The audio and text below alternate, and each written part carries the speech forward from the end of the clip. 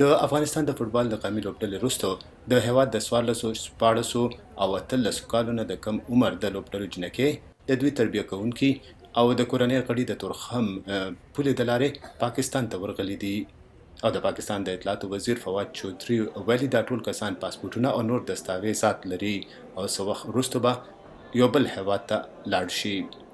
پاکستان ته ورغلي د فوټبال د یوې لوبغاړې فاطمه مور نفیسه وای دوی په هرات ولایت کې اوسېدل او لور به یې د درس وروسته فوټبال کولو، خو د طالبانو په هیواد کې د واک اختیار ترلاسه کولو وروسته د جينکو په فوټبال په اندیز ولګېدو.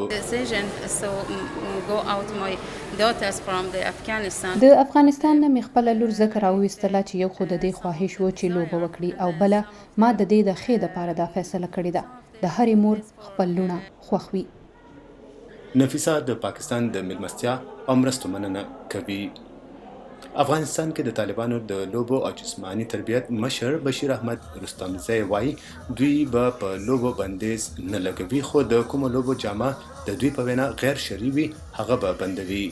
مطبوعاتو د رستمزی له خولې لیکلي دوی به د ښځو په لوبو پابندي لګوي. از طبقه اناسا ما تابعدار د ښځو خبره کوشي نو مونږ د مشرانو په خبره عمل کوو. مونږ د مشرانو د امر پابند یو. که هغوی مونږ ته وویل چې لوبو ته دې پرېښودلی شي نو مونږ به یې پرېږدو، او که وایي دا بند کړی نو تر بل امر پورې به دا پابندي بیا لګېدلې وي. د نوي پالیسۍ کې طالبانو واک کې د راتللو وروسته د ښځو په لوبو او په تعلیم پابندي لګولې وه.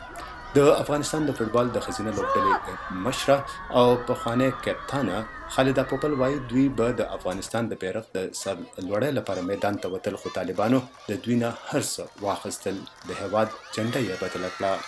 او که څوک دا خیال کوي طالبان به بدل شي نو دوی غلط دي. 3,000 to 4,000 I could approximately say that women and girls were registered in football federation in different levels, grassroots, elite level.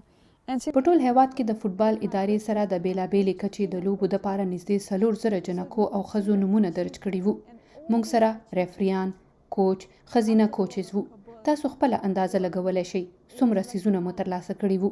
خو د کابل سره موږ هم هر څه د لاسه ورکړه. ډیره د خفګان خبره ده.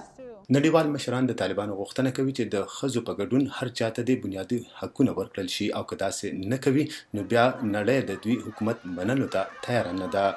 طالبان وایي دوی به د هیواد هر وګړي ته بنیادي حقونه یقیني کوي او غواړي نړۍ دې ورسره مرستې وکړي. ارباب محمود، وایس اف امریکا، ډیوه، واشنگټن.